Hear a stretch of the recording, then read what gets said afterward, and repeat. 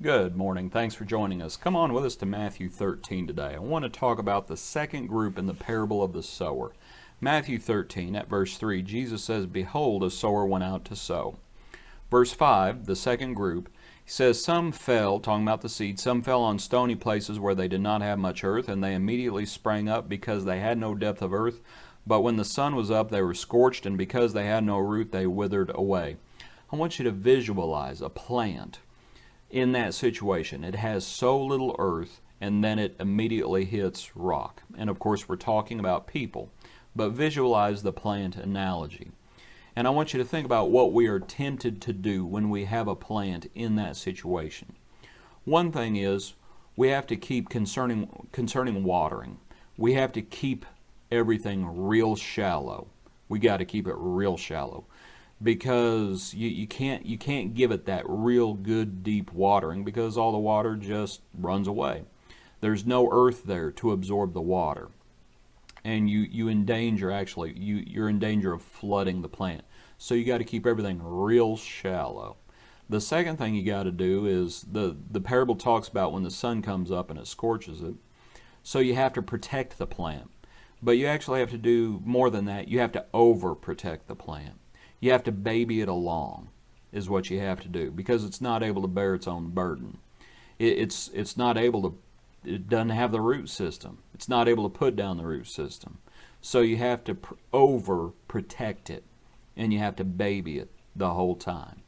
And the whole time you're doing that, you're working with this plant. And I think the parable alludes to it when it talks about there in verse 5. It immediately springs up because there's no depth of earth. You're sitting there working with this plant, and you think that you're doing so much good by babying it along, by giving it these shallow waterings, and you see this greenery on the surface, and that's all there is. It's just surface growth. There's nothing below ground level. There's nothing there. I want you to also consider, at this point when there is so little earth, that is when, to tie it into the next group, that is when it is so susceptible to weeds, the cares of the world coming in and taking over. But what we're tempted to do, we're tempted to work and work and work with this plant, babying it along, overprotecting it, giving it shallow waterings, and just ask yourself the question, is the plant, when it's in that situation, is it ever going to produce fruit? And the answer is absolutely not. Now, the reason I wanted to talk about this is because a lot of folks have the idea that because people have such a limited attention span anymore, they have the idea that because people are so shallow, they think that people are so shallow, they think that we should compromise the gospel. They think that we need to dumb down the gospel. They think that we need a shallow gospel for shallow people. And I would suggest that's simply not the answer. It's not the answer. That is not how you get fruit. That's not how you get fruit.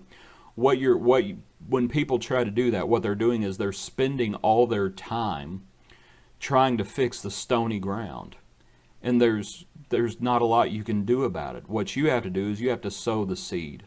And if it falls on stony ground, it falls on stony ground. If it falls on thorny ground, it falls on thorny ground. And if it falls on the good soil, it will bear much fruit. Do not compromise the gospel. Hope you enjoyed this study today. God bless you. Be a blessing to others. We hope to see you tomorrow morning.